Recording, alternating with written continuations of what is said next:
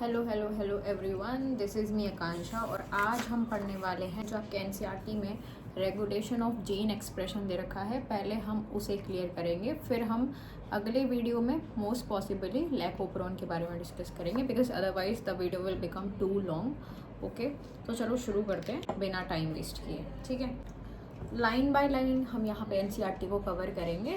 तो regulation of gene expression में क्या होता है, रेगुलेशन का मतलब क्या होता है?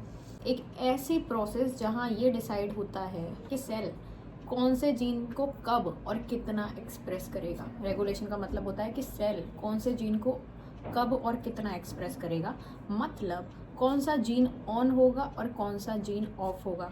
जीन एक्सप्रेशन का रिजल्ट होता है पॉलीपेप्टाइड। पॉलीपेप्टाइड मतलब बाद में जैसे प्रोटीन बनता है, ठीक है। और ये रेगुलेशन डिफरेंट लेवल्स पे हो सकता है, स्पेशली यूकैरियोट्स में। यूकैरियोट्स में ये जो रेगुलेशन होता है वो 4 लेवल्स पे होता है, ठीक है। कौन से लेवल पे? पहली बात होती है ट्रांसक्रिप्शनल लेवल, जब डीएनए का आरएनए बन रहा होता है उस समय कंट्रोल किया जा सकता है, इससे प्राइमरी ट्रांसक्रिप्ट बनता है, ठीक है। फिर आता है प्रोसेसिंग लेवल, जब आरएनए बन गया होता है उसको स्प्लाइसिंग करके मेच्योर आरएनए बनाना होता है, यहाँ भी कंट्रोल होता है। ओके, फिर आता है ट्रांसपोर्ट लेवल, जब आरएनए न्यूक्लियस से साइटोप्लाज्म में जा रहा होता है तब भी रेगुलेट कर सकते हैं। फिर आता है ट्रांसलेशनल लेवल, मतलब जब एमआरएनए से प्रोटीन बनता है तब भी रेगुलेशन हो सकता है, ठीक है। तो ये 4 चीज़ें समझ आ गई। अब अपन बात करते हैं कि जीन एक्सप्रेशन का पर्पस क्या है, ठीक है। देखो, हर जीन का कुछ ना कुछ फंक्शन होता है। सेल सिर्फ वही जीन्स को एक्सप्रेस करता है जो उस वक्त काम के होते हैं, वरना फालतू में एनर्जी लगेगी, ठीक है। सेल क्या करता है, सिर्फ उसी जीन को एक्सप्रेस करता है जो उस वक्त काम के हैं, ठीक है। एग्जाम्पल से समझते हैं। ई कोली बैक्टीरिया है, ठीक है, वो एक्चुअल में एक एंजाइम बनाता है जिसका नाम है बीटा गैलेक्टोसाइडेज। क्या नाम है? Beta galactosidase. ये एंजाइम लैक्टोज नाम के शुगर को तोड़ता है। कहाँ पे? लैक्टोज किस में टूटता है? गैलेक्टोज और ग्लूकोज में। ओके, फिर बैक्टीरिया ग्लूकोज और गैलेक्टोज को एनर्जी के लिए यूज़ करते हैं। अगर लैक्टोज आसपास नहीं है तो बैक्टीरिया को बीटा गैलेक्टोसाइडेज बनाने की ज़रूरत नहीं है। मतलब एनवायरनमेंट या कंडीशन डिसाइड करते हैं कि जीन ऑन होगा या नहीं। मतलब अगर लैक्टोज है ही नहीं आसपास तो फिर बीटा गैलेक्टोसाइडेज की ज़रूरत ही क्या है, ठीक है, क्योंकि उसी को तो ब्रेक करने के लिए बीटा गैलेक्टोसाइडेज था।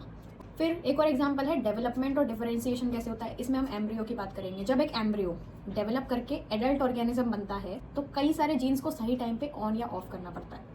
ये भी एक जीन का एक्सप्रेशन का रेगुलेशन है, ठीक है।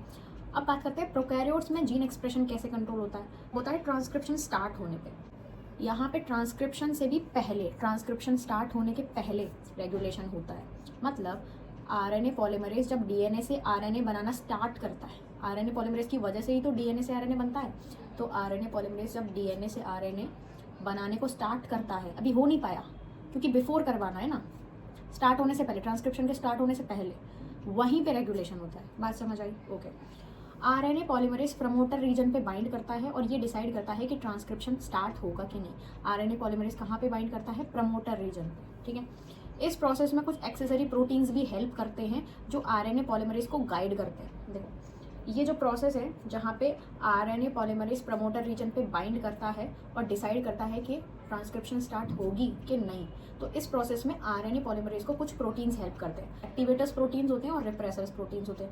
रिप्रेसर प्रोटीन्स ये रोक देते हैं आरएनए पॉलीमरेज को बाइंड करने से, तो इसीलिए इसका नेगेटिव इफेक्ट हो गया, ठीक है। अब बात अपन करते हैं कि प्रमोटर और ऑपरेटर रीजन क्या होता है। प्रमोटर रीजन वो होता है जहाँ पे आरएनए पॉलीमरेज बाइंड करता है ट्रांसक्रिप्शन को स्टार्ट करने के लिए। मतलब आरएनए पॉलीमरेज डीएनए से आरएनए बनवाने के लिए जहाँ पे खुद बाइंड करता है, that place is called promoter. फिर ऑपरेटर क्या होता है? प्रमोटर के पास होती है ये चीज़। ऑपरेटर क्या होता है? प्रमोटर के पास होती है ये चीज़ और ये रिप्रेसर प्रोटीन्स के बाइंडिंग की साइट होती है। ऑपरेटर क्या होता है? प्रमोटर क्या होता है? वापस से, प्रमोटर ऐसी साइट होती है जहाँ पे आरएनए पॉलीमरेज बाइंड करता है। ऑपरेटर प्रमोटर के पास एक ऐसी जगह होती है जहाँ पे रिप्रेसर प्रोटीन्स बाइंड करते हैं। ओके, ओप्रोन के पास अपना एक स्पेसिफिक ऑपरेटर होता है। मतलब हर ओप्रोन के पास उसके प्रमोटर के पास एक ऐसी स्पेसिफिक ऑपरेटर वाली जगह होती है, ठीक है। और उस ऑपरेटर के पास अपना स्पेसिफिक रिप्रेसर होता है कि वो कौन से रिप्रेसर प्रोटीन को बाइंड करवाएगा। जैसे लैक ओपेरॉन है, उसके पास लैक ऑपरेटर होता है जो सिर्फ लैक रिप्रेसर के साथ, मतलब लैक रिप्रेसर प्रोटीन्स मान लो, लैक रिप्रेसर टाइप के प्रोटीन्स के साथ ही बाइंड करता है। लैक ऑपरॉन के पास एक लैक ऑपरेटर होता है। लैक ऑपरेटर ऑब्वियसली प्रमोटर में ही होगा, लेकिन लैक ऑपरॉन के पास एक लैक ऑपरेटर होता है जो लैक रिप्रेसर प्रोटीन्स बाइंड करता है।